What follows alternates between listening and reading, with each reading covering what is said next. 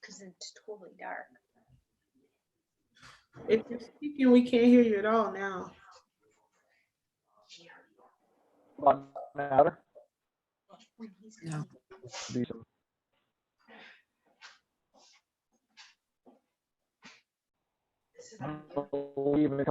Julie, can you walk them through the agenda? I'll be right back. Okay. Can you bring up the, I can't bring up my agenda. I was looking at it. Next is reception of visitors, Nancy. Yeah, do we have any visitors though?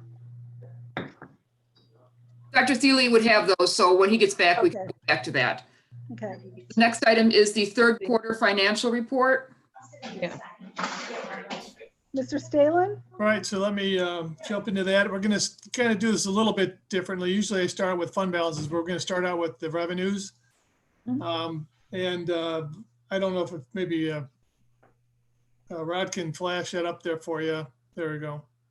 There we go.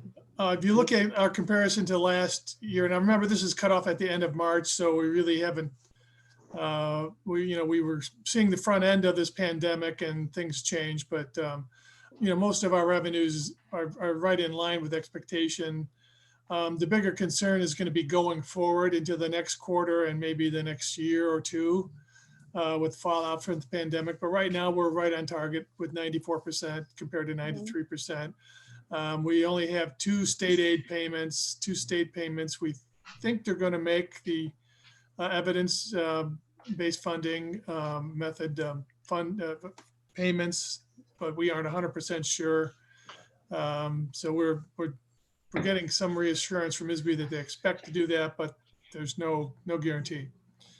So if we move on to the expenditures, Rod.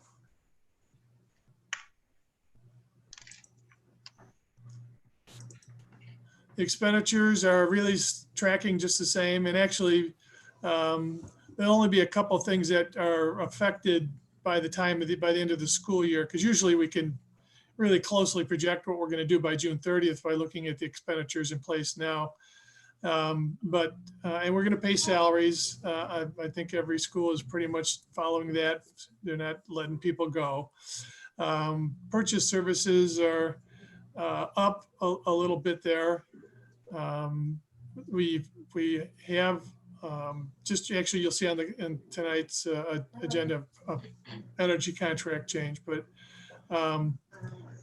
we're really doing just about normal for that, 72% overall compared to 71% overall for expenditures. Capital outlay is being held back in the transportation fund. That's for some minibuses that we decided not to buy during this fiscal year, but to buy them next fiscal year. So that's holding that number back a little bit. And tuition, much like us, all the places where we have kids in tuition, they're holding on to their staff. So we're going to end up paying for, I believe, a good portion of tuition placements that we have coming up.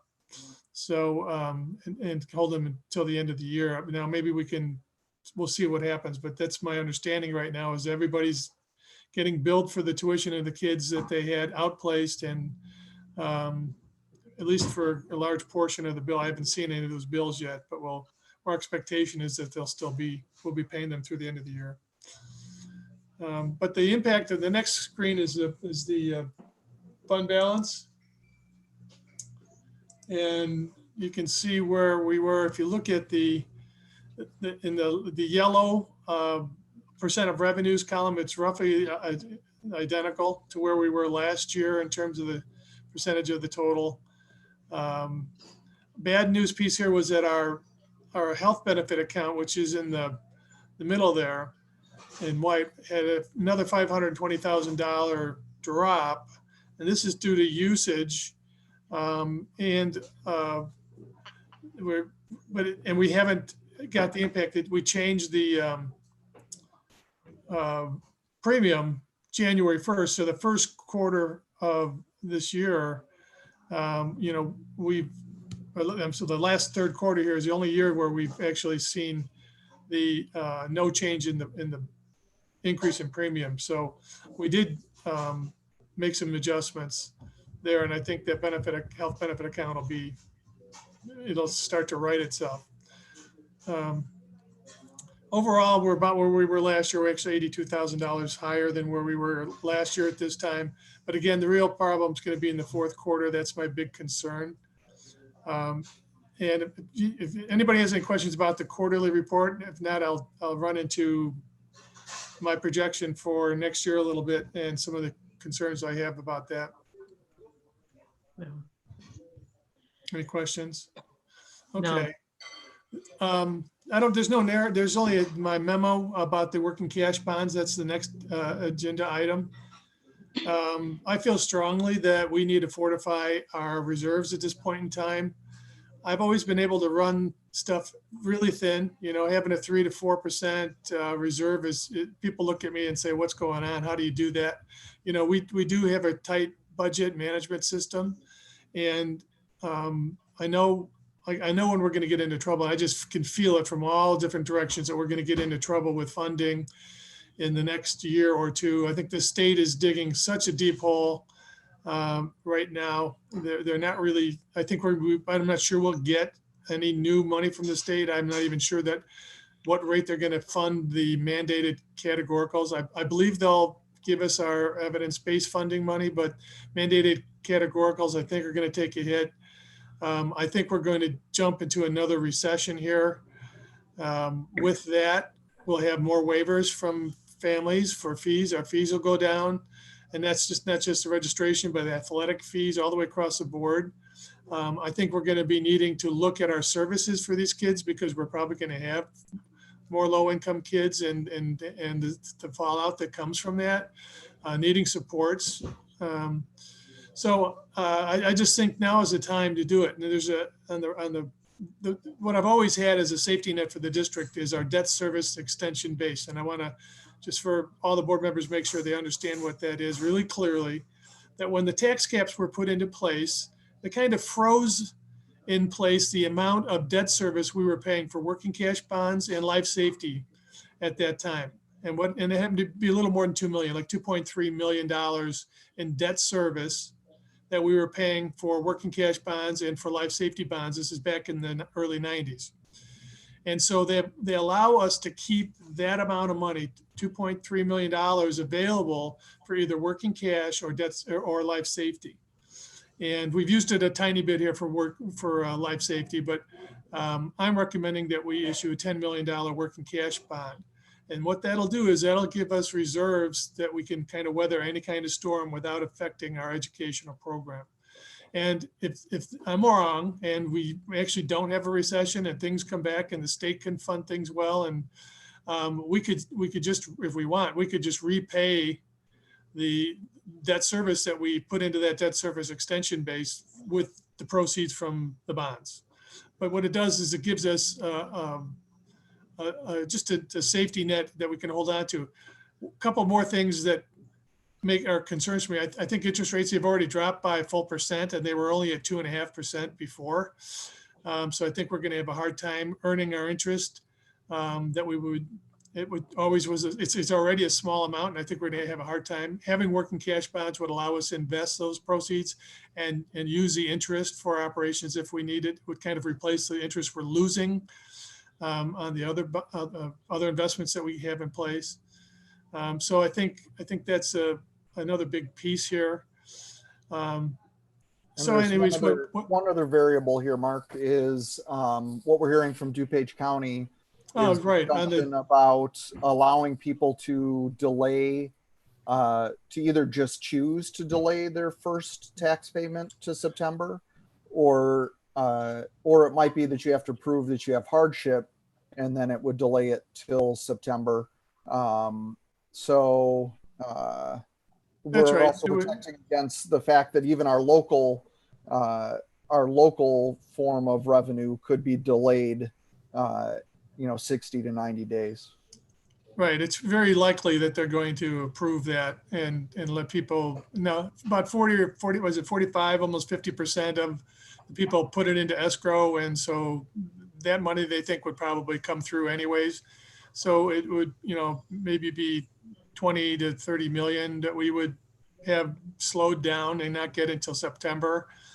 And we run pretty thin through those months. So having the working cash fund would allow us to have that cash on hand, just to pay our bills from the prior fiscal year in that first quarter of the first half of the property taxes that individuals will be paying. Hey, Mark, this is Dan. With the interest rates being as low as they are right now, is 10 million enough?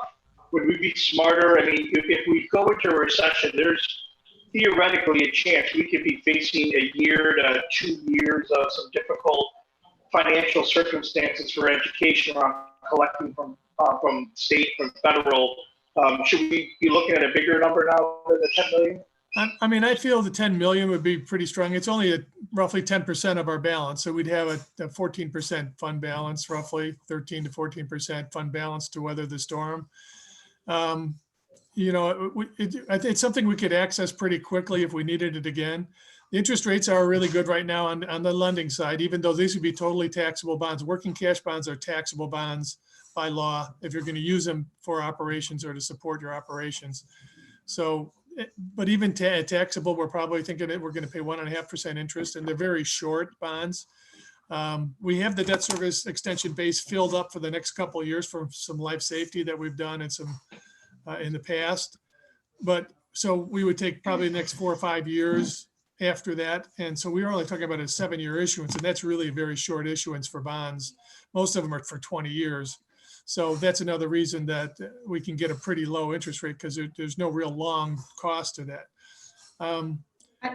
We can talk about a different amount. I think, you know, we can look, and we might know a little bit more in the next. We won't be able to issue until May or June. And a couple of key things are that we have to have the shelter in place removed logically, because it's subject to what's called a backdoor referendum.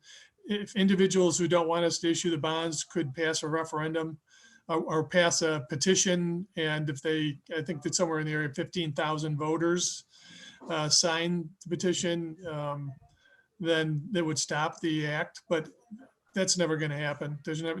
But our bond counsel has determined that it really wouldn't be a fair opportunity for them to collect any kind of petitions if there was a shelter in place order in the state. People won't answer the doors. They won't, want to, intermingle with people. So we'd have to have that lifted for us to ask for that period to start, and it has to go for a month. And so we're probably talking about a June or July. And Dan, a 10 is my gut right now is an adequate amount, but we do have another month or two to think this through and see what else happens at the state. If the state doesn't make their next couple of payments and they miss another payment, the 2 that we have coming, one or two of those, then we might go to $14-15 million, and it wouldn't cost us that much.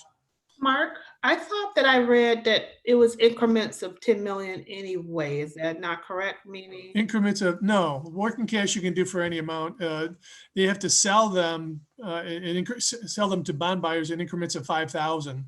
Okay. So that's the only thing is you would issue them in increments of 5,000. Okay. 5 million. I'm sorry. Hello. 5. Yeah. I was thinking I was like this. Oh no. Yeah, I said it right. 5,000 on the buyer side. Yes. And that's why we do it in millions like that. Okay. So I thought, because I was thinking, I guess the point is, would we could go back, and if we did 10 million and do it again, or is that not how it works? Yes, we can keep borrowing up to until we reach our threshold. Right. The 10 million is real safe for another, future safety net. I think if we have some bigger problems beyond 10 million, I think we'd have to look internally and just look at tightening up something, getting rid of something, making adjustments, and we'd have some time to do that. We'd only be using at this point about 1/3 of the debt service extension base that's available. So we could eventually get up to $30 million if we needed to do that. And we still have really good rating. Banks will love to buy this. So I think we'll have good competition between banks. We don't get to go to a big process. What we'll do is we'll send out and send to maybe 5 or 6 banks that do invest in school bonds, and let them shop the rate and see what kind of rate we can get. They would probably love to get 1.5%. we might get 1% if we get enough banks involved. So, And then Mike was asking about how we got the $10 million number. Part of it is that pretty closely matches what our state aid is for next year. So that if something should totally dry up with state funding, that would at least offset that amount. So we felt that that was a fair starting amount. And since then, we've found these other revenue sources that might be tight, but we don't anticipate that 100% of the state money will be gone. We anticipate that perhaps local property taxes will be delayed, but we still expect to get 100% of that at some point. So this is really just a soft cushion for delays in funding, not necessarily a long-term replacement for that. There really were two things that, because naturally, you're right. Thanks, Hank, for reminding me about that, because we had a long conversation about that. That would cover pretty much the state and probably most of the federal too, in terms of coverage. But we could have a hit from the property tax side too, with this, progressive tax rate coming up. He wants to swap property taxes for it. That's another variable out there. But $10 million is a sweet spot for banks to buy. They like buying that level. They don't want to buy $30 million worth of bonds in one school, but they're pretty comfortable buying 10 million at a crack. So that was another reason it kind of rolled out of my head. All right. Any other questions for Mark on this one? So at some point during you'll be seeing a request from me to pass a resolution that would authorize us to issue the bonds. And at that point, that would trigger a 30-day window for individuals to start a petition and stop it. It's never been done in the area here in DuPage. We have such a big tax base and number of voters that they have to get a large percent of those voters. And it just wouldn't happen. And so you'll see something as soon as we get out of the shelter in place order. All right. Next one is resolution on 2019 tax rates. Yeah, and we've got a screen here. This went pretty well. Actually, I think for those of you that recall, I use the same graphic each year. If you start with the first column of numbers, it's 81,895,000. That's what we requested. I was pretty close with the tax. Well, we had tax cap. We knew that was 1.9, but the new construction, I figured it was going to be 0.95, and it came in at 0.93. So it hit pretty much right where we expected it to be. And so what means is that first column of numbers, we can't get all of that because we kind of pad that side of it just because we don't know exactly where to get into new construction. And so we have to trim it down to 1.9% this year, more than we got last year, plus the new construction. So about 2.8% more revenue this year, 2.82 to be exact. And so we had to trim it back a little bit. And we do this every year. If we announce where we want the final rate to be, and it's in that third column from the right, the final rate starts out with 1.3184. We decided to take it mostly out of the ed fund because it's got a healthier balance compared to the other funds right now, and just kind of rounded down the other ones and took just small amounts of the other funds just to keep them with what we asked for, to keep that amount pretty much intact. Just a reminder for everybody, this is always weird in school finance.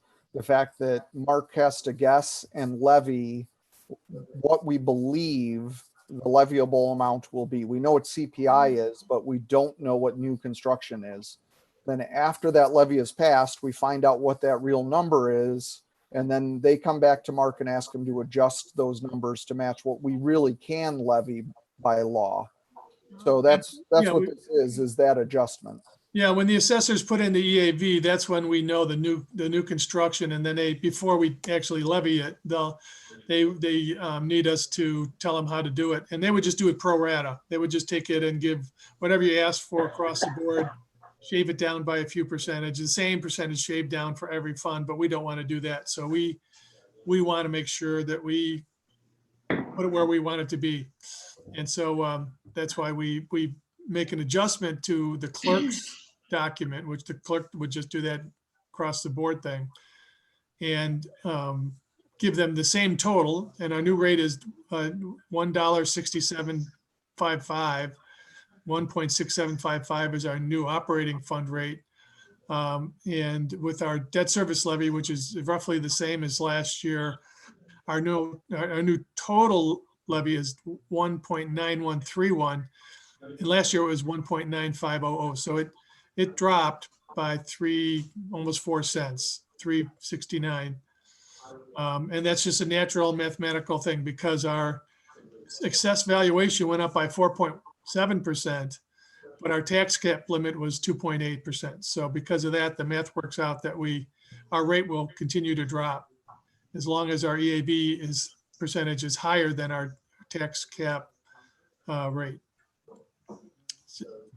So that's, I know I threw a lot at you really quickly. I don't know if you have any questions or. And this is up for action later this evening, so it's. Yes. The Yes, there's first a resolution that they'll have to approve and sign. All right, any other questions on that one? Nope. All right, the next one on the agenda is proposed student fees for next year. Right, I think I get the next three. Yeah, it's the Mark show for a little while here. Yeah, so that's why I have mute on here because they're going to be barking dog at some point during one of these presentations. So let's see, the student fees we saw at a prior board meeting, we just wanted to give you time to think about it. We have the same documents here for you to look at. There's really only one small change, and that's athletic participation by $3 and non-athletic participation by roughly 5.3%, another $3. And the only reason that we pushed on this is that it primarily helps pay for the transportation for these, and transportation costs are going to be pretty high. You'll see that in a couple minutes. We'll be talking about those again. So that's the only change. It's not real significant. There's nothing big there. And then all the remaining fees are not changing, so they're same as Right. last year. Keep everything the same. Any questions on that one? No. All right. There'll be an action item on this. And that is also an action item. Yep. The next one is food service management contract with Chartwells, which is an increase this year at CPI, which it is each year. I'll turn it over to Mark to talk about this one. Yeah, I say we really, and kudos to Jeree Etheridge, our business manager, has handled the food service that's been thrown on us to feed any child 19 or under the age of 19 in the district, not even if it's a free and reduced or waiver child. And Chartwells has really stepped up and really did a great job in getting that off the ground for us, and working really well with Jeree. And now we're coordinating it between the two feeder schools, two senders, the largest senders, 58 and 68, Woodridge and Downers Grove. So we've got a really good relationship with them, and we hope we can keep it through the next year or two, because next year the servery will be down, and trying to get everything in place. I mean, they will make it work, but there's going to be a lot of turmoil going on over there at North High School, and we don't know what it's going to do to participation. Well, the new servery will be up and running in time for the next school year. But well, you're right. But I mean, just not the expanded cafe. Everything around it. Yeah. Yeah. The cafeteria and the servery will be up and running in time, but the full service option that we're adding with the cafes won't be in place until the following school year. They've been hanging on because we haven't had great participation, and we're hoping that we can really spark it. But they've done a great job with this food service program that we've just been thrown into, serving kids in the community. So we hope that they will. This is a limit that the contract calls for, so there's really not much adjustment here for us to think about. We have a multi-year agreement with them, and this renewal is just going to allow it to go forward at the CPI level. It doesn't include new construction, just pure CPI. So it's a well-controlled contract. All right, and that's an action item later. Questions? Question, yeah. So in terms of the expenses that we're incurring for the remainder of this school year and the fact that we're providing food, which is fabulous. If school needs to be done remotely next year, have we heard anything along those lines about the plans for next year? I know the universities are looking at remaining remote. No, we've heard no additional guidance yet. We're still waiting for the executive order that talks about between now and the end of the school year. There's a whole bunch of things hanging out there that we need clarified on how we close out the school year under remote learning. And then we imagine once we get that, they'll start working on what should happen next year. Next year. But I mean, we're doing all the what ifing internally around that, but we still, you know, it's at the discretion of the governor. So we're waiting to hear what that is. We also don't know if we'll be providing meals for the duration. So if meal service will be expected to be continued throughout the summer, or if that expectation ends at the end of the school year, we don't know where that's at. But theoretically, the state is reimbursing us for 100% of the cost of all of our meals. Okay, so we are fine no matter what happens for this year and even if we have to go through the summer. Okay, thank you. You answered And that. even though they're not low-income kids that would normally get. Anybody who needs a meal, we provide it, and then we're reimbursed for that. How are we finding that people are being receptive to that? Yes. You're getting a lot of takers? Yeah, between the 3 school districts, now that we have kind of a cooperative between the 3, it's working a little more smoothly, just because we're not duplicating efforts. And Jari and then the counterparts at 58 and 68 have been amazing in putting that all together. And now after spring break, we're starting to get into a rhythm of how this can work. And we're doing 2 meal services a week, and they pick up multiple days worth of food each of those days. And they go to select locations throughout the community.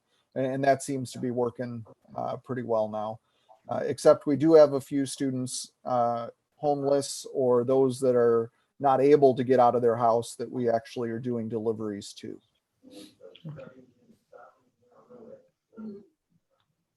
So all in all, it's working, and we're providing good service to our community as a result. Well, please, thank you to all of you, and especially thank you to Jari. Yeah, Jari has been superhero through all of this. So Yeah.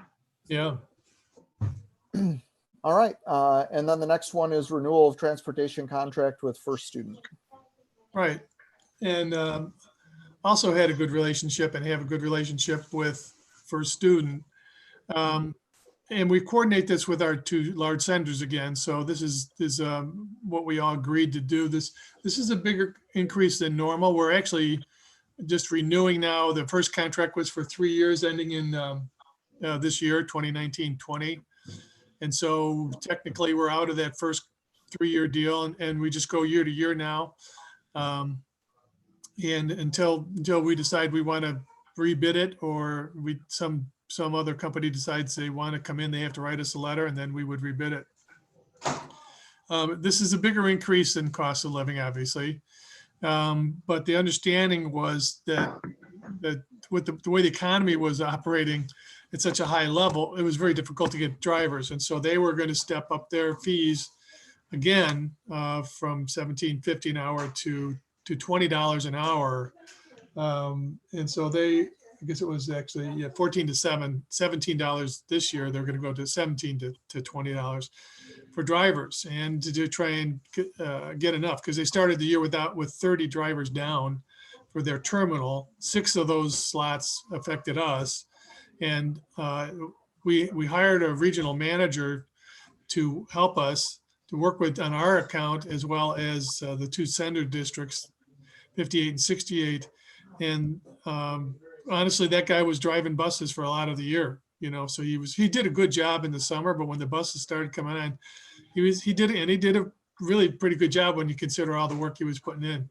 But he was still having to drive. So here's the other piece that's tags into this. Currently, obviously we're not using buses for daily attendance, But all of the contractors have approached the schools and asked if we would help support portions of the contract that don't directly relate to the kids being moved, like their lease on their terminal, maintenance on buses, lease costs on buses, and core personnel like hiring and recruiting people. And that's what we agreed to continue to pay. So the number that's stuck with most of the districts in the area was 40% of what the daily rate is. And so we've reached that agreement that we would pay 40%. That part of the thinking was when we didn't know how long this shelter in place was going to be, and the bus company said, if we turn everybody on to unemployment compensation right now in April, we won't get these drivers back. So they'll go different directions. They'll find jobs elsewhere. They won't all go, and we just won't have any busing for the rest of the school year. Now, we internally talked about it, and we felt it's not likely that we're going to go back to school this year. I'd rather keep our money in our account, basically, and be ready to go for the battle next year. We might have to step up, pay even more. Depends if we're in a recession, depends if we have trouble with bus drivers. But at least this stage of starting with $20 an hour, we feel it's a fair increase based on what we're going to see next year. I think it's going to be really a bidding war to get drivers next year, even with the recession in place. So I know now we're factoring the pandemic and everything in it, but I got the increase from 14 to 17. That kind of made sense, but then now to go to $20, and I'm assuming the hourly rate, and my assumption is all this was prior to, they had come to these decisions prior to the pandemic. So we're saying that they're saying it was still hard to retain drivers at the $17 an hour? Well, they ended up furloughing all their drivers, and what typically the drivers do take a couple months of unemployment, but this is going to be a longer period of time, and just a longer time. There's other issues that arise. That they have to maintain their licensing or school bus permit. They need to go to classes for that. If they're on furlough or off, if they're on furlough, they can control those and have them be given that, take the test, the mandatory CPE that they have to continue. If they're on unemployment, they're not their employee anymore, and they can't compel them to keep their license in place. And these guys might go different directions, do something else. Not all of them go on unemployment. They may find it. So we did this talking, and there was a survey of other districts in the area, and they're paying as high as $21.50 in other school districts. So we still won't be at the top of that order, but we'll be competitive. So before this all hit, we were still having a hard time getting bus drivers. Yeah. And we don't know when we come back. I know unemployment rates might go up, but we still don't know if we'll be able to attract bus drivers. They all have to be certified to come back. We'll still be competing with other school districts for bus drivers, and there's a shortage of those to begin with. And we also don't know if COVID is still going on, if people will want to drive buses in those situations. So having a competitive rate in comparison to other school districts, some of these school districts are already in a long-term contract with rates locked in. So we're competing against a market here. No, this is good information. I have no background and no education. Yeah. We're in uncharted waters here, really. Nobody knows what's going to happen. Yeah. Okay. Mark, could you clarify for me what you said, though? Did you say we're not going to give them 40% of their contract for the remainder of the year? Or we are going to pay, because we not just for student, there's also three different special needs companies, and so they're giving me backup. So to verify 40% would be those things like keeping their lease and keeping the buses, and and keeping some core staff that do recruiting, because we want them to recruit during the summer and make sure so we want to make sure they have some key people. So there'll be four companies we do this with. It's relatively small for the special ed. We're talking a few thousand in some cases. So it'll be 40% for the remainder of this current year, and then the rate Or will May 15th. increase. Yeah, it's going to be about Increase a next month and a year. half that they do that. Maybe a little bit more than that, maybe 2 months. Yeah, and then we go to these new rates with the start of the new school year, Yeah, assuming we're back and everything's running. Yeah. as yeah, it was and, in the and we past. won't see a bill for July or August. We'll see half of a month of August, and we get that in September. All right. Any other questions on this one? All right. That's an action item later on as well. All right. And the next one is the intergovernmental agreement with our partner districts. Each of them over the next week or so is doing one of these with us. So they're doing the opposite half of this. What this allows us to do is to share some very specific data back and forth with the partner districts for students that we have shared. So like the students that came to us from District 68, we'll share back with them some specific data around graduation rates, SAT scores, some standardized testing scores, grades, teacher placement.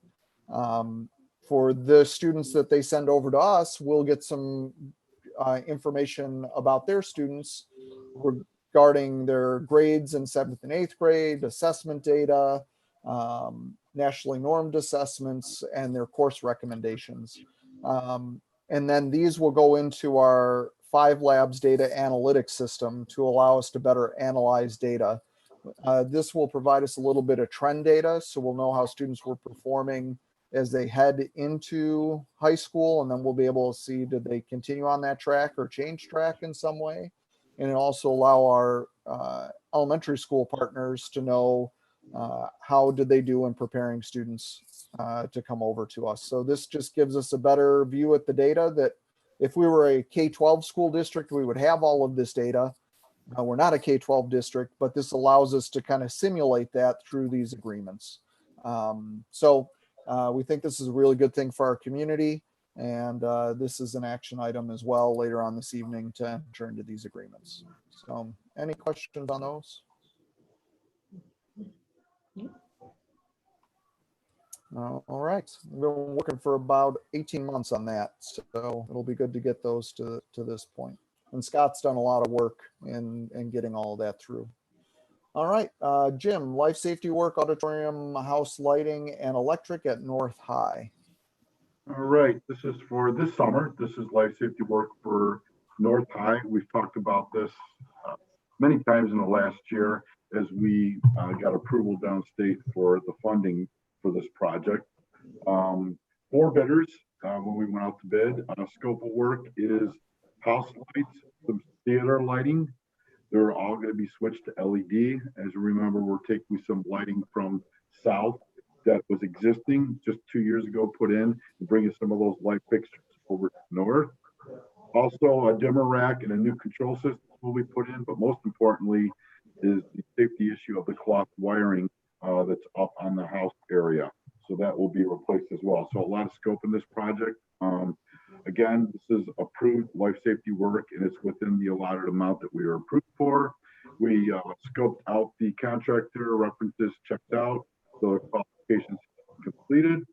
So tonight we'll be asking the board to accept the lowest bid, which is ABS Electrical Division, in a contract amount of $599,000. All right, any questions for Jim on this? Yeah, hey Jim, how much of this is covered by the state grant, and how much of this is covered by our capital budget? It is completely covered by life safety funds. Nothing's coming out of capital. So all this is within the means of what we bonded out for life safety work. Okay, thank you. Sure. Any other questions? All right, hearing none. Next one is master facility plan bid progress, and Jim's going to walk us through a couple of bids here. So these are bids number 9 and 11 for phase C. First one up on the board is for South. Plenty of work here, almost $4 million for next year's work. 24 sealed bids, good contractors, a lot we're familiar with. So it came in at a very good price. These are the ones that we see substantial savings This is the next one. Rod, if you can push it to the north opening. So this was north, 8 sealed bids, about $2.5 million worth of work, a lot of specialty stuff. That's why there were less bidders. But again, pricing came in very well. Between two of these C openings for north and south, we had some substantial savings. Questions on any of these bids? I'm happy to see item number 113 on the list. Absolutely. Yeah, Much needed outside painting over at South High School. yeah, I presume that's the turquoise band going away. Yes. And quite frankly, we were very surprised at the $110,000 bid. It was lower than many of the others, but we brought them out, walked them around, and we are absolutely positive we're going to be able to get this work done. All Jack? right.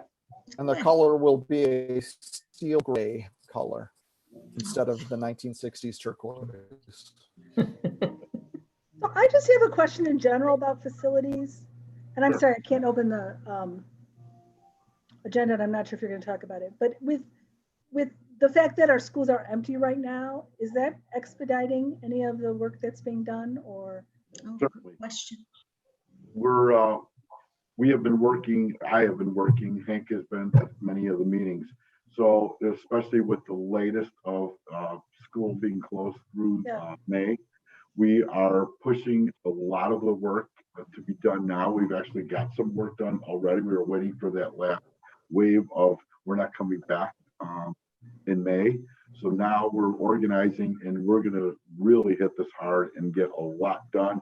We hit our target of August very well. The only thing I mentioned on our last board meeting, the only thing so far so good is equipment and large items, anything shipped overseas, some flooring from Italy, some items from China.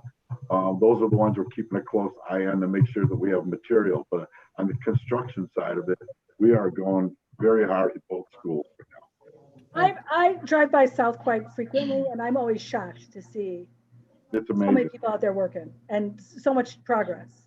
We are really rocking and rolling right now. Yeah.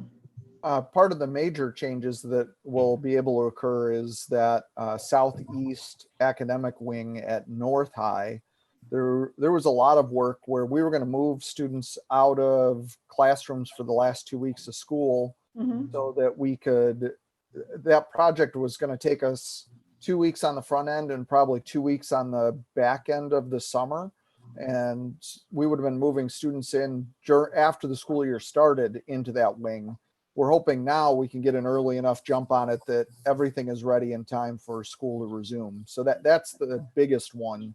Up until now, it's been little stuff, asbestos and those kinds of things we've tried to get out of the way, thinking that we were going to come back on May 1st. But now we can really redesign some of this and get a head start on some of these big projects. Will that translate to additional savings, or pretty much a wash? Not really. It's work that would have been done anyway. We just pay it. We just have it done and pay for it sooner. Mark has had to restructure some of the payment structure that we have enough funds to pay this work out earlier as a result. But other than just managing the projects and making sure we can pay for them, by the flow of funds. Beyond that, it's not a huge savings either way. It just saves us gets us into them maybe right at the start of school year, assuming we're back then. Oh, just make it easier. Yeah. Okay. Yeah. Thank you. All right. Anything else on the bids? All right. So we already transitioning into the master facility plan. This is every month your budget update. So we'll go into that. Rod, if you could share the budget report. You have this in full version. I'm just going to, as I do each month, hit on the highlights here. And the big number that you should always look at is estimated at completion contingency. That's your number one temperature gauge of how we're doing. If you remember, we started the whole project at about 7.7 million. After 99% of the bids are out and we've really scoped out all of the work here for the summer, and we've put in all of our anticipated costs, we're now at 6.5, about $6.6 million, which is very healthy. Construction wise, White has requested that there would be 1 million available in contingency for each of the 2 summers for unexpected things to come up. So we have absolutely that $2 million there. We are going to come to you in a little bit and talk about some additional expenditures we believe we should make that will lower that contingency down. But the contingency is very healthy at this point. A couple of points where there's been adjustments in the last month. Once again, we're getting closer on those 2 committed numbers for north and south. As those bids come in, we get a truer number of what it'll cost at the end. And the other number you'll see that has steadily increased as time has gone on is the owner budget costs. That's where the safety items and the asbestos removal, which has continued to outpace expectations throughout this project, all has fallen. So that number has grown by another 100,000, I believe, since you saw it the last time. And that's really closely tied to unsuitable soils at north, along with those bleachers, and asbestos removal. Jim, anything else I'm missing there that I need to point out? No, you did very well. The unsuitable soils was a big hit. Asbestos wasn't huge, but there was some there, but it ate it up. So, and some consultant fees that we had to pay, but that was minimal. Yeah. So, but this contains everything that we've talked to you so far. It contains the drive at the Dunham Drive at South. The drive from 63rd is not in there. We've been told from the traffic consultants to, well, first of all, you really can't do a traffic study right now because there is no traffic. And 2, they want to see how the Dunham Street Circle impacts traffic flow before we would even talk about 63rd. So that one's on hold, and we could always come back and add that later on down the road if we feel that's the right thing to do. So Rod, if you go to the next page of this. No, not that one. The next page of the budget. Just scroll down there. Thank you. All right. The next set of budget items we look at every month is the remaining contractor allowances. Remember, when we bid items out, there's a contingency inside of the bids. And that's kind of your first buffer. Since phase A is almost done, all that's left is some fire alarm work and some sprinkler work that goes along with that. We're down to only 53,000 left in there. If we don't use that, that goes back into the contingency.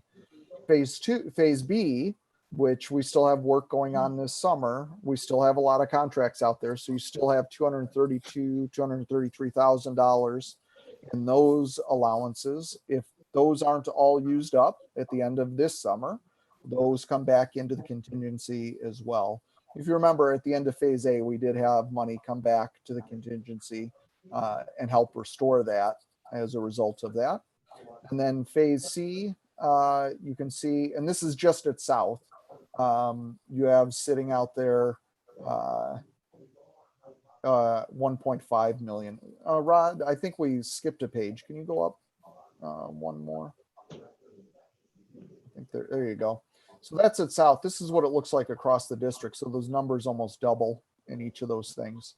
So phase A sitting out there 138 across the district. And as I said, that amount at South. B, 541,000, and phase C about 2.5 million. Remember, almost all of phase C work is scattered between the end of this summer through next summer. So those allowances will sit there for a long time. And then site improvements is still sitting at about $100,000. You can see furniture. We're starting to buy furniture. That allowance remaining right now has gone from 5.1 million, which is what the overall budget is, down to 3,266,000 because we've ordered the furniture for this Phase B work. And if you look at the larger presentation that was shared with the board, you can see all the wonderful details on all of that furniture. So the types we're picking out, what's coming in and what's being ordered. A large amount of that furniture, such as student chairs, was selected with the input of students. So that's overall budget, what we're looking at right now. So that key number right there, remaining contingency at about 6.6 million.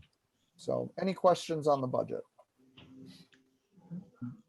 Looking good, looking good. Looking real good. All right. In this last week, Rod, if you go to the other presentation. So we have that contingency of $6.6 million.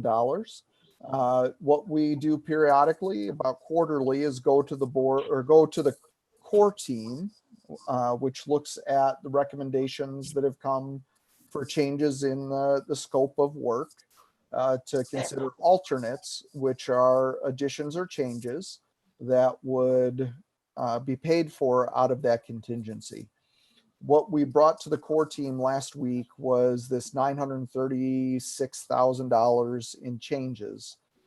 All of these changes were recommended by the core team, and that would be the maximum cost of these changes. So the way that we've done this over the last couple of years is I bring these to you on the recommendation of the core team. If a board member would like for us to, we can pull these out for an action item at a future board meeting before we move forward. We can discuss if we want to do that. If not, we just kind of do a straw poll, and if everybody's okay with these changes, we just move forward with them. So to just give you a quick description of each of these, the first one is an additional $28,500 in cost. That's the maximum cost of that, and that is to install fiber optic cable, fiber optic runs between the buildings and the new squad rooms / press boxes. What this will allow us to do is to use those squad rooms more as classrooms, because we'll have high-speed internet there, so we can stream video and those kinds of things. It also allows us to stream video of competitions and events from the stadiums, because we'll have a really strong internet connection coming back. So this one was recommended by the core team to do for those reasons. So after each of these, I'll stop for any questions. So any questions on the fiber runs? No.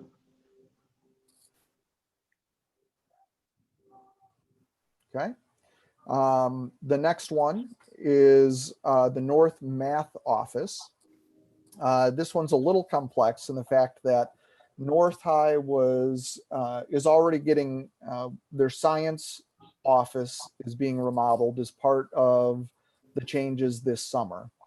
But one of the things is they kept looking at the plan and looking at where things would fall. We were going to get a classroom remodeled and the science office remodeled. As we kept looking at that, we were going to be putting a classroom in an interior part of the building and an office with exterior windows. So as the North team kept looking at this, they thought, well, shouldn't we put the classroom out on, where it's going to get natural light and everything else, where not everybody is there all day, in the interior of the building. Well, the spot where the science office should go isn't quite big enough for the science office, but it's right next to the math office. So North High started looking at if they make a combined math science office suite, we now gain enough room to do both at the same time. But of course, this comes at the cost of remodeling another office. So end result is a much better use of space for North High. It kind of gives us an interesting math science office combo and puts those two departments close to one another. When we do a office remodel, we typically also remodel the kitchenette inside of that.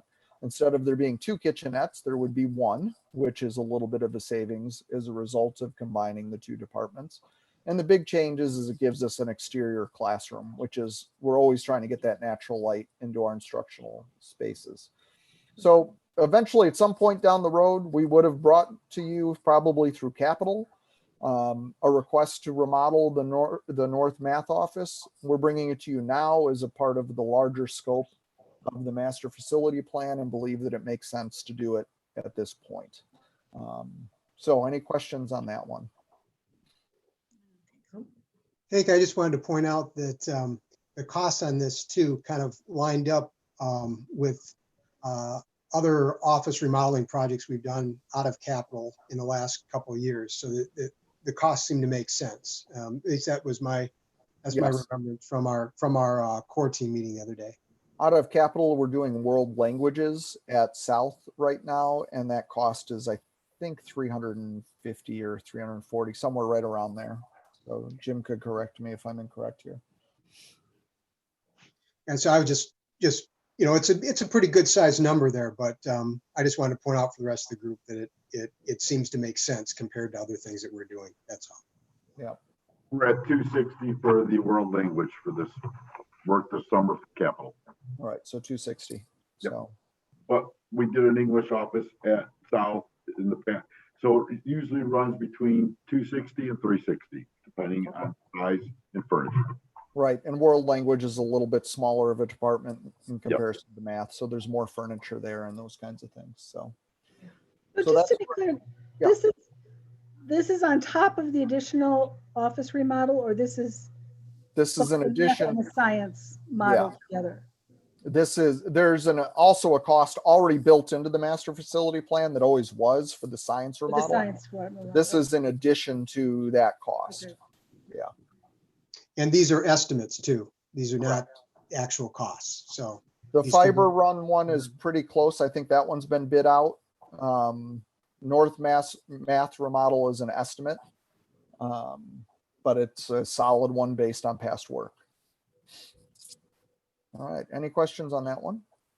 It's the only one in this group that's an estimate. All the other ones are solid numbers right now.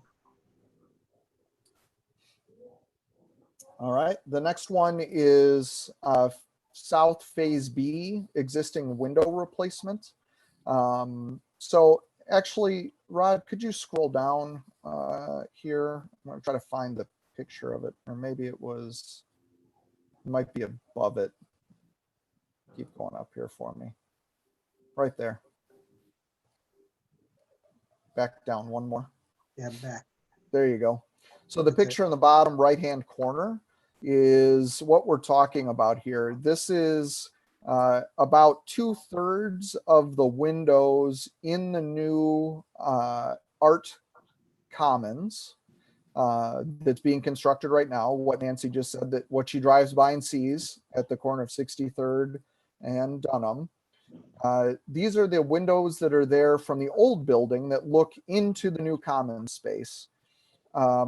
This is really, this is probably 90% an aesthetic change to make sure that the windows on this half of the commons match the new windows on the other half of the commons.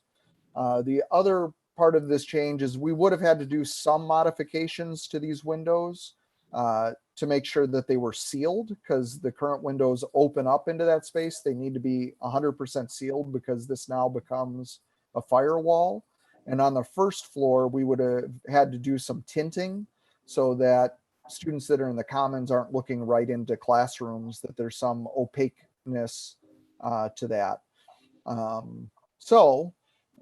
Just because we want this space to look pristine, and we are at a point where we kind of cut costs and didn't have these in our original budget, just because we wanted to be really careful that we made sure we stayed within budget. We didn't have these in the original scope of work, but because our contingency is healthy right now and we've saved money in other places, we would like to finish out this part of the project and add these back in into the project and make sure that this space, when it opens next fall, is absolutely 100% done. It makes sense to do this now before we put the porcelain floor down. They could be done afterwards, but it's the easiest to do it before we put down tile, and they can drive heavier equipment on it while it's a concrete floor. So with that all in mind, the core team recommended that we do this this replacement at this time at a cost of $183,000. That includes the tinting and window coverings for those windows. So any question on those? So my only concern, Hank, this is Dan, is so there's really no functionality gain. This is pure aesthetics. We just want these windows to look nice. It seems a lot of money for something that's a pure aesthetic play and not really adding any other benefit for our staff or our students. Yeah, the two things that it does is it makes it so that those windows are sealed shut, never open, never can be opened. We will try to attempt that by screwing shut the other ones, but there is a firewall aspect of sealing those up. We'd be fine either way. This just absolutely guarantees that nobody can ever open one of those windows. But yeah, like I said, it's majority aesthetics at this point for that space. Right. There's lots of areas in both schools that are fairly old, and I would think we need some updating before we spend $185,000 on something that's purely aesthetic. I don't know. I just struggle with something when the main benefits is because it looks nice.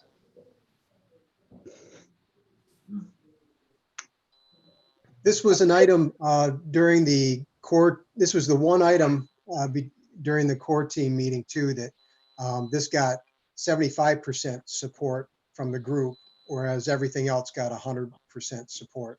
And I was even suggesting, I voted on this one instead of voting for recommendation right now. I voted to recommend to revisit this in a few months. I was hoping that maybe we could do more. There was an opportunity here maybe to do a little bit more with sound insulation, that sort of thing. And I don't know how much that was. I wasn't getting a good sense for how much that was really looked at. It's not a concern, Mike. They believe that the sound proofing of the glass that's there will be satisfactory for the use in that space. So it was looked at, and they run their modeling on that and had determined that the old windows were fine for that, and the new windows would be fine as well. So it would be disingenuous for me to tell the board that we would do this to increase any sound proofing, because the feeling was that even the old windows are fine for that. Yeah, all of the rest of this feels like it's the right thing to do. The stadium fiber runs, the math office remodel, the auditorium studio theater. This one just feels a little superficial that, we want the windows to look nice. I don't know. I would suggest we may want to think about, is there something better we could do with almost $200,000 to improve our schools and some interior windows that'll look nicer. Well, I will point out that part of this project was to increase the aesthetic look at South, and South has felt, and their students have felt for a long time like they've played second fiddle to North High, where North High has gotten a lot of things that look very nice, and they are functional, but they. But Hank, I hate. I've heard many times people playing the North and South card here. If you look at this overall project, we are spending, and I don't have the numbers in front of me like you guys do, 16 million more at South than we are at North. So I don't want anybody to feel that, we have to spend $180,000 to make people feel good about how South looks. That doesn't fly at all. Well, to be fair, Dan, under the last couple of rounds of construction, North had more spent on it than South did. Yeah. So absolutely. Right, but I can't do anything about what happened 20 years ago. I can do something about what happens now. Actually, we can, Dan, by spending $183,000 on South and making sure that their building is aesthetically pleasing, just like North is. Absolutely. Okay, so I'm sorry. But interior windows versus maybe science equipment, additional 3D printers, or many other things we can do at $200,000 seems a little bit excessive because we want something to look nice on an interior window. I mean, I it think just we seems a spent- little outrageous. I'm sorry, Dan, but I think that we spent a lot more than that on the facade on Main Street at North High to make Right. it look good. And Kelly, I didn't vote for that, and I wouldn't have voted for it 25 years ago. I think Yeah, whoever voted for that needs to look at that. I'm talking about what we're voting on today. What we're looking at today is $185,000 on windows to make it look nice. And these are interior windows, right, Hank? Yes, they are in the They're inside of the interior. funnel. They're not going to keep the elements out and no one's going to see them from the street, correct? No, but you'll see them from the commons. So I have a couple of questions here. And one is, I would argue that because what you're saying is that they'll help be a firewall, right? And safer for our students, because hopefully we wouldn't want anybody to, I don't know, climb out of one of those windows. It would be helpful to close them, as well as it would be less distracting for students who are on the ground floor, because we would film those windows or cover. We're going to have to do something one way or another. So people can't look in. Right. We would have to do something one way or another. We just think doing it once now is the smarter move, to just replace everything and update it all at once. If we delayed doing this for, say, a few months till we knew if we needed that money somewhere else, to Dan's point, would it ultimately cost us more, or would it cost us about the same?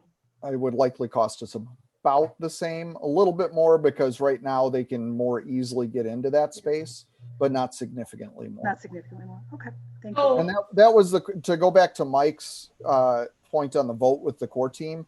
100% of the core team 100% of the core team supported making this change. 25% of the core team said to wait until next summer to do it, which is an option until we know where our contingency sits better.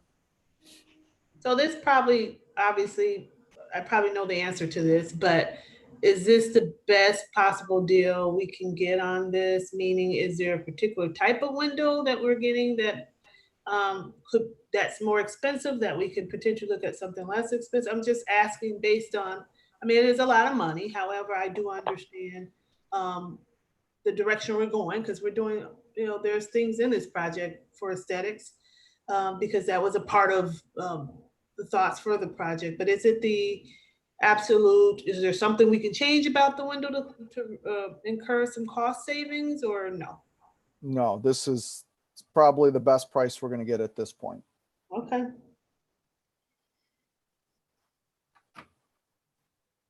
So this one sounds like it's not a no-brainer, and it sounds like there's some questions on the table here. So I think this is one that we probably need to take a vote on at the next board meeting in May and see where we sit on it. And that'll give us some time for you guys to think about it and raise questions that you have over the course of it. Just so you know, it's 23 windows. So that's a cost of about $8,000 a window, and that's inclusive of the tinting and the window coverings. All right.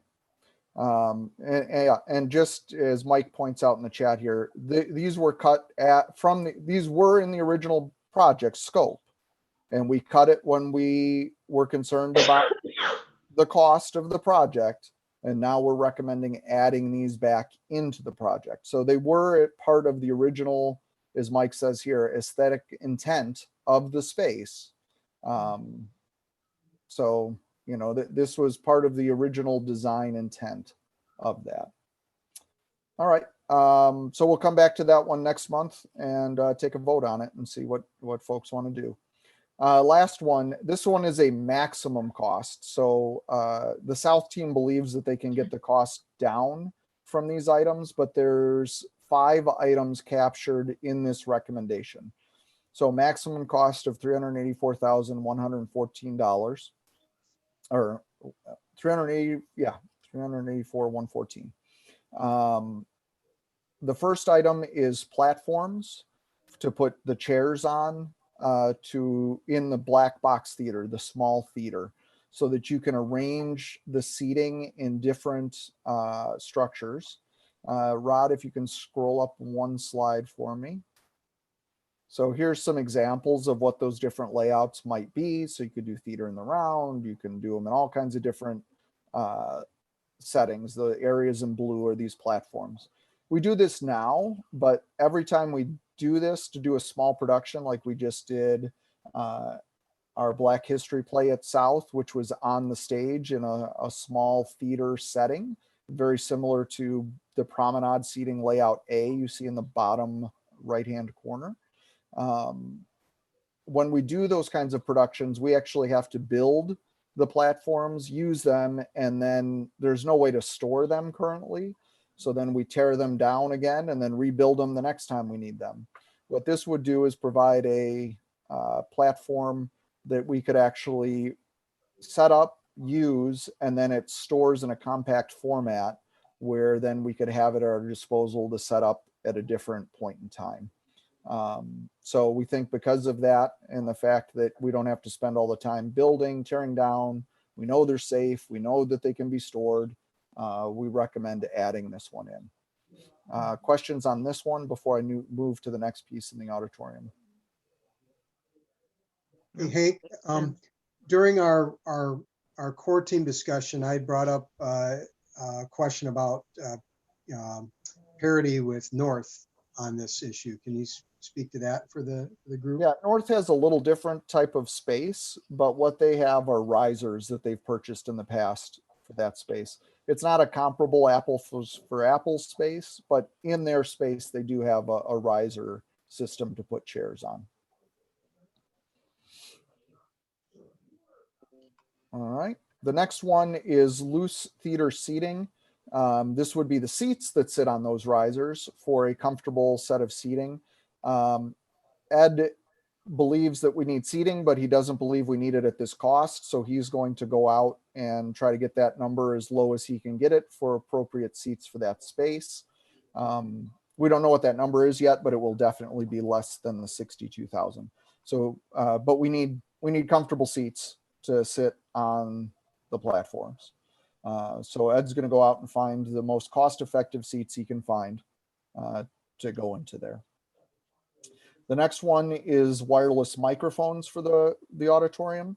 One of the things that's changing in this is that we're going to have a much bigger auditorium space at South than we've had at the space in the past. So we have some equipment needs, and that's what the next three are. So one is making sure that we have microphones that work in that space and have enough channels to work in that space. We're going to likely have larger productions now because we have a larger theater space. So this would allow us to expand the wireless mic system so that we can have enough to accommodate all the kids that will now be involved in larger programs. The one after that allows for intercom communications between the different areas of the theater. So where we have costumes, where we have lighting, backstage, all of the pit, all of those kinds of areas, so that there can be wireless communication between those, the intercom communication. And the last one is our new auditorium is very large, and our current piano that we share between that space and the choir room will no longer be loud enough to fill the space. So we need to buy a new grand piano, and the old grand piano it's not even a grand piano, the old piano that we are using that rolls right now between the choir room and the auditorium has a lot of wear on it because we keep having to move it back and forth between those spaces. So even if we weren't moving it back and forth, or we're continuing to, we would probably be recommending to upgrade that piece of equipment. So this gives us a piano that will actually fill the room. So that's those last three items. So questions on any of those last three? I don't think so. Nope. So South believes they'll get that number lower than that. We're just saying that will be the maximum cost for that. So anybody want to Anybody have any concerns about that one where we'd need to discuss it at a later date? Hank, how firm is that price on the grand piano? That's an estimate. So we got a few quotes on a few different models, and that's kind of the average of where it sits. Is there a cost? Would it be cheaper to just rent or lease one for each production that you do? No. We use that quite a bit. It's not easy to move a piano in and out of a space.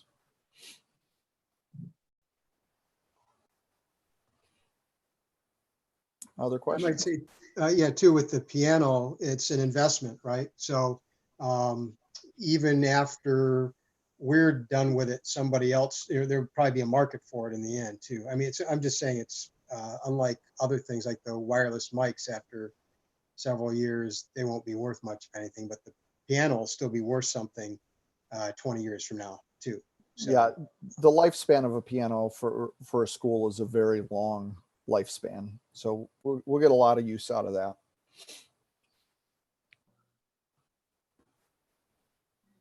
All right, hearing none, then unless somebody speaks up, I feel like everybody's comfortable with us moving forward with the stadium fiber runs, the North Math office remodel, and the South Auditorium Studio Theater additions.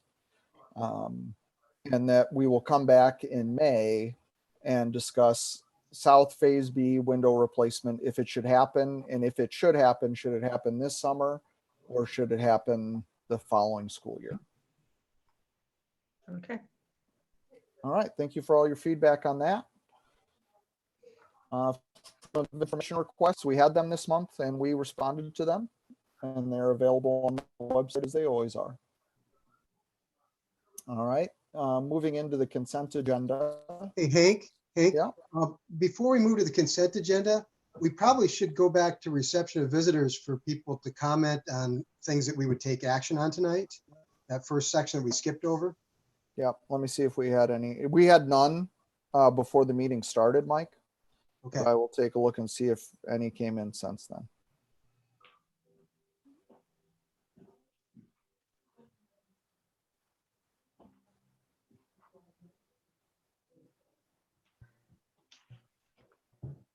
We've had no reception, no comments come in. All Can we right, put the so consent for the, agenda up yep, on the screen? Can we put the consent agenda up on the screen? Before we take action on the consent agenda, I need to draw attention to the updated personnel report A. We have added in the appointments area the certified staff member Elizabeth Willis as a North High social worker. And the other thing that I would just like to draw attention to is we've got 5 certified appointments. 4 out of the 5, the entire process started post stay at home. And our department chairs and building administrators have been working through Zoom and Hangouts and everything else in order to do the entire hiring process. And the first gentleman we started, Andrea, the PE teacher at North, we had started the process before the stay at home, but we had to complete all the rest of the steps afterwards. So shout out to our folks who are continuing to do the work that we need to do to fill positions for this coming school year.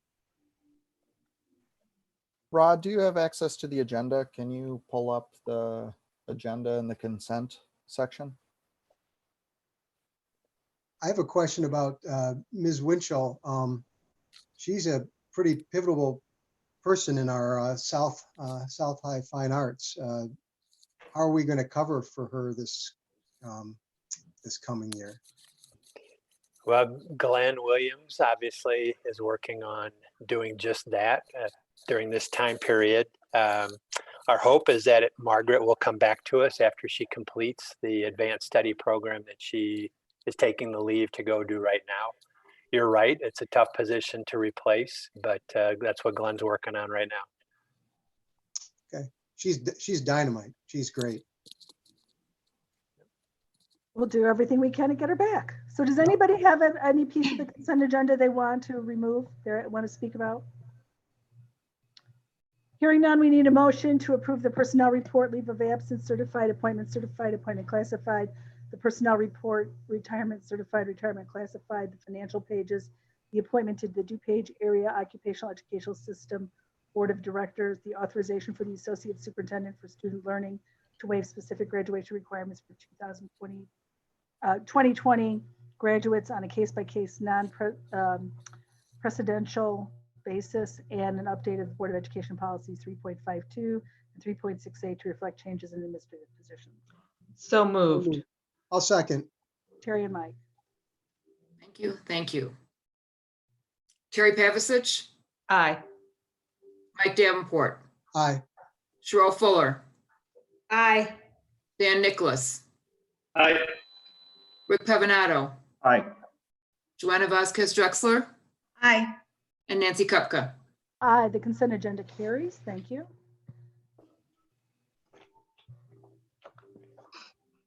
All right, and then recommendations for action. The first one, the board or the administration is recommending that the board approves is resolution on the 2019 tax rates as discussed earlier this evening.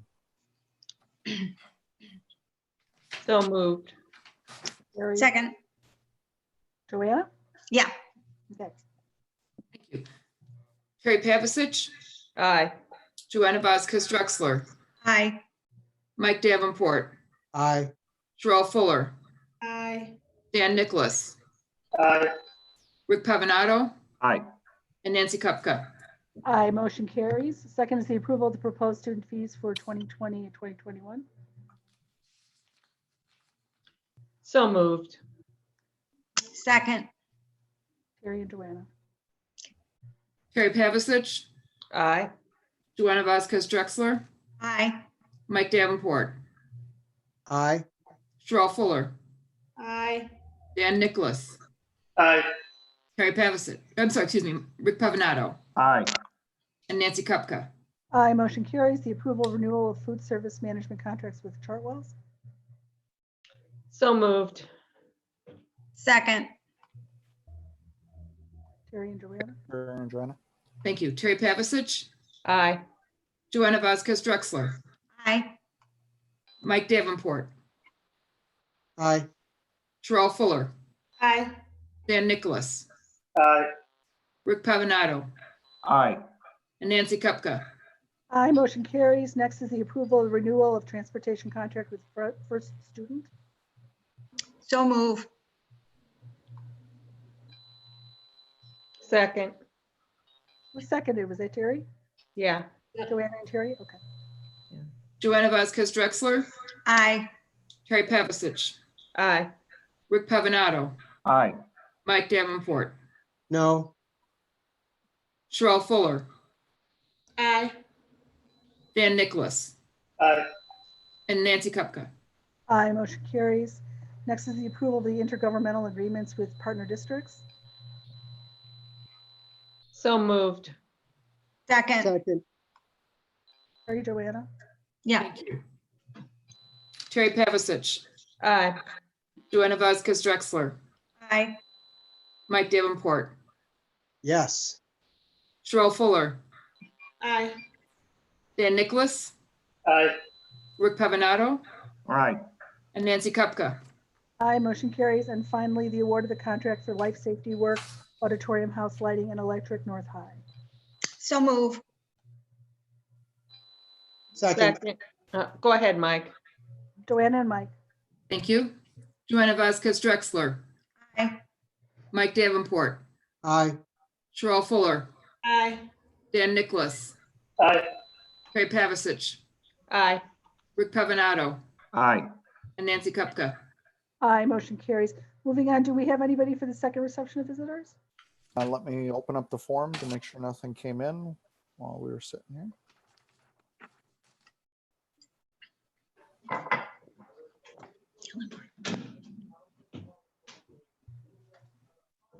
Nope, nothing new has come in while we've been meeting. So do we have reports or? I just want to say thank you to everyone who's donated to the fund that was started. Yeah, we have two funds, one that we started and stopped, which was to fund the cost of the protective face shields that our teachers and students are printing and distributing. We've, I think, distributed over 4,500 of them at this point.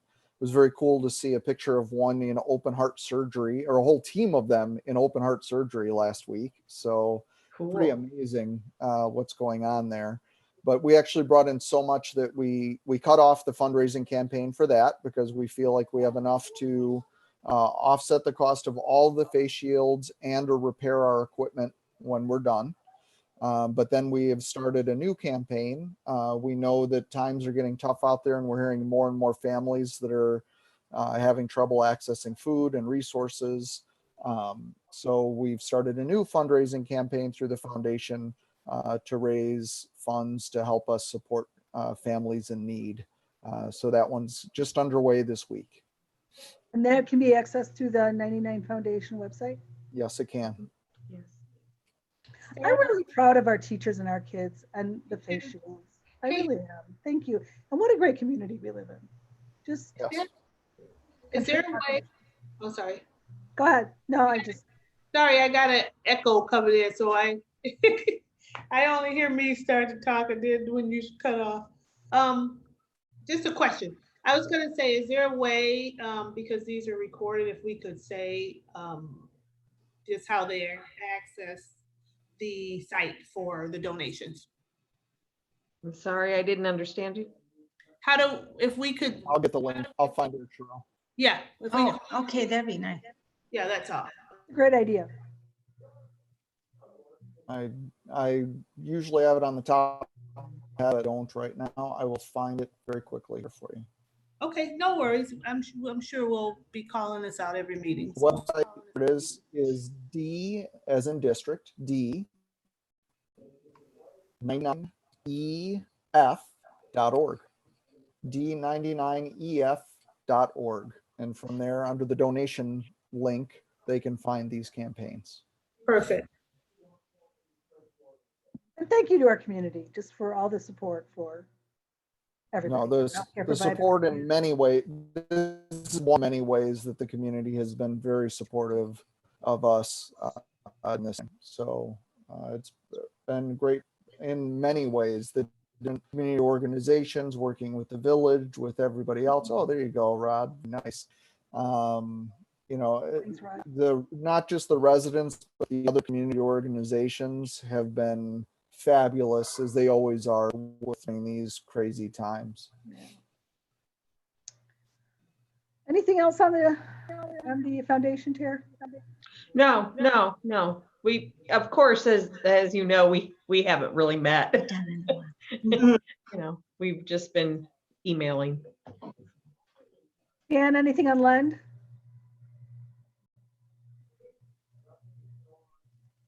Joanna Sassid? Right, Dan. No, we did have a meeting on Google Meetup, but no one could hear anyone. So we're having one on Wednesday. Hopefully that'll be better. Hank, you were going to say something about Lend? Dan was. Yeah, just wanted to let you know, there is a meeting on Friday morning for Lend. I believe it's the annual meeting. So hopefully that will, technology-wise, go well. I will be attending that one online. So. Okay. Anything on the policy committee? Anything we want to? No, we'll be pulling the policy committee together in the next couple of months for a virtual meeting. And assuming that we're still stay at home, we'll do it virtual, just like we do our regular board meetings. But I believe just last week, a new press issue dropped, and Julie is combing through that, as she always does, to get us started. So that'll be coming soon. And then Illinois Association of School Boards, one of the, I don't know if Mike has a report, but we are the School District of Distinction Awards that we apply for. Application was just released for that. So we'll be working on that over the summer to submit so we can renew that recognition. And I just want to take a moment to just give a shout out to all of the administrators we have on tonight, and all of the teachers and all of the administrators in our districts. Just, you know, this has just been just a tremendous effort to get our districts up and going. And a lot of this, you know, really Rod and Hank and Mark and other people in planning for this over years to make sure we had the connectivity, to make sure we had the Chromebooks, and just the getting everybody up and able to finish this school year remotely. You guys are amazing, and thank you all, because I know it was a lot of work and a lot of sleepless nights, and they're not ended yet. So thank you very much. Yeah, thank you, Nancy. Yeah, Nancy, nice comment. Hank, since we really have been pushing the envelope here with our facilities and with the way we've been teaching and getting ahead of all this, has any thought been given into applying for Blue Ribbon? We haven't discussed it right now. Maybe down the road we will. I mean, right now we've been in survival mode, but if that's something the board is interested in, we could put it on a future discussion item. You know, see if that's something that takes it's a couple year process. Yeah, it's a big effort. And I would like, if the board wants us to invest our time and energy in that. Well, we've added staff at the administrative level. Yeah, no, I'm not saying we can't. I just want to make sure that the full board is in favor of us doing that. So why don't I work on getting some information of what that means to everybody? Because Yeah, Rick, I don't know what that is. It's a recognition given by state of Illinois for excellence in The schools. president. Or yeah, sorry. The president comes in, because we got 3 of them at my school. So, so it's an award of excellence, but it is a pretty rigorous process to get to that point. And it uses a lot of staff time and effort to get there. But it is a nice recognition to have. And it's probably something that we've already earned. That's what I'm saying. All the stuff we've implemented ahead of the game, it's not like we're generating brand new stuff. We've done it already. It's just somebody needs to write it down and send it in. Right. So once we make it through this craziness of right now, I definitely think it's worth revisiting, Rick. Yeah. Like you said, we've done the work. Just be being recognized for the work we've already done. Sometimes you gotta toot your own horn. Yeah. And I appreciate, Nancy, the kind words about all of the staff, and I would be remiss if I didn't compliment our students. They've been pretty amazing and rolling through just a lot of craziness. We have Ariel here, who's one of our seniors. I mean, class of 2020 is getting a whole different experience than all of the classes before them. And we're trying to do our best to make sure that they have a good experience and that they're well represented on the way out. But our kids are having to really make some changes and think differently and work differently. And for some of them, it works really well, and others it doesn't, just like anything with kids. And we're trying to make sure that our students know that we're here for them first and foremost, that we're here for anything that they need, whether it be food or social emotional support or somebody to talk to or teaching and learning. We're here for all of those things. And the administrative team has been amazing in putting all of this stuff together. It's been a lot of long days and just a lot of times the rules change midstream on us and you have to adapt and adjust, but everybody's doing great and rolling with it. And we're having pretty good participation, and the students that aren't participating, we're making sure we reach out to them and try to get them back engaged into learning here to close out the year. So a quick thank you to the whole administrative team, especially Ed and Janice and their leadership in the 2 buildings. Oh my God. You know, and then, you know, obviously the tech team is like the offensive line here. You know, you only notice them when the stuff doesn't work. So, and most of the stuff's been working. So they've been amazing throughout all of this as well. So a lot of kudos go out to the people making sure that school works right now. Yeah. In a process. Anything else before we adjourn? Nope. Do we have a motion to adjourn? Excuse me, upcoming board meetings, because the Oh, clerk sorry. mentioned the change. So since we're still out of school and assuming we're to stay at home order, our next meeting on May 4th is a workshop meeting. We're totally planning that we'll be on Zoom again, working in a couple of weeks. Right now, we don't have any items for open session there, but we would like to show up and go into closed. Between now and then, we'll share our 3 remaining employee group recommendations for compensation for next year. So that is our exempt staff, our CMG staff, and our administrative staff. So between now and then, the board will get a confidential memo about those groups.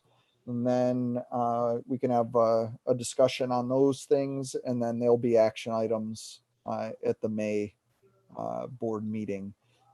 I don't anticipate anything showing up between now and then that we need to discuss, but the world is very different right now. So something might show up between now and then that we do add in. But right now we're planning on opening up, taking reception of visitors, and then going into closed session. And then back on May 18th, we should just plan on everything's virtual until it's not at this point. Yeah. All right. Could we also mention the change in date of the parent-teacher advisory? Yes, that one was rescheduled from April 28th to May 14th. And Scott's the one organizing that meeting. And I believe that is planned to be virtual as well, right, Scott? Yes, it is. So everything is planned to be virtual right now until it's not anymore. Nice job, Scott, sitting there for the whole meeting and then getting called on at the last. It's all good. At least we know he didn't have a cardboard cutout set up in the back. You're right. I might do that next time. Thanks for the tip, huh? Yeah. He told me he was coming for the quarterly report. Yeah. Absolutely, Mark. Absolutely. All right. Let's have- Anything else? Okay. Do you want a motion to? But before we do, stay the freak home, everybody. Absolutely. Please. Actually, I do have one more thing. A shout out to the board for modeling exactly what we're expecting our teachers and students to do, and doing things differently and working this way. It's tough, as you're seeing. It's hard to have a conversation this way. But thank you, board, for also serving as an example for our community and our kids, that everything is working and that you can work differently too. Well, thank you. Yes. And stay home. And stay home and wash your hands. Wash your After hands. your cough. And don't touch your face. I can't stop. And when socially distancing is over, let it be totally over. Okay. Yeah. So we need a motion to adjourn. So moved. Terry, Second. Sherelle, all those in favor? Aye. Aye. All those in Aye. favor? Aye. Aye. All Aye. opposed? We are adjourned. Stay safe, everybody. You And Jill, too. Everybody. You too, Nan. I know Take you're care. there working. Social distancing, darling. Social distancing.